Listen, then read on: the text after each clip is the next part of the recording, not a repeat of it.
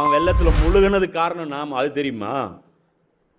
அவன் ஏன் சென்னையில் வெள்ளம் வந்ததுக்கு காரணம் யார்? நாம தான். ஏன்? நம்மளை மாதிரி நேர்மையாக இருக்கிறவங்க நிர்வாகத்தில் இல்லை. அதனால் நிர்வாக சீர்கேடின் காரணமாக நீர் மேலாண்மை சரியாக நடத்தப்படலை. மணல் அள்ளிட்டாங்க, எல்லாம் போகிற பாதையில் பில்டிங் சாங்ஷன் பண்ணிட்டாங்க. அவன் பணத்துக்காக அவங்க பண்ணிட்டாங்க. நாம் ஒழுங்காக இருந்திருந்தால் அவங்க முழுகியிருக்கவே மாட்டாங்க. அதனால் நமக்கு நல்ல பேர்லாம் கிடைக்காது. நீங்கள் போய் கொடுங்க பாருங்கள், கொடுத்தா கூட அடுத்தது இப்போ ஃபேஸ்புக்கில் துப்புறான். இப்போ ஃபேஸ்புக்கில் நாங்கள் போய் 100 பேருக்கு சாப்பாடு கொடுத்தோன்னா அதை டிஷர்ட் இல்லாமல் கொடுறாங்கண்ணா, கீழே போடுறான். அதை டிஷர்ட் இல்லாமல் கொடு அப்படின்றான். அதாவது 2014 செஞ்சது அதெல்லாம் முடிஞ்சு போச்சு. இன்றைக்கும் என்ன பண்ணுறாங்க? ஆர்எஸ்எஸ் இறங்கலை, நாங்கள் தான் இறங்கியிருக்கோம். நீங்கள் எவ்வளோ வேணாலும் இறங்குங்க, அல்லாஹ் உங்களை கேவலத்தான் படுத்துவான்.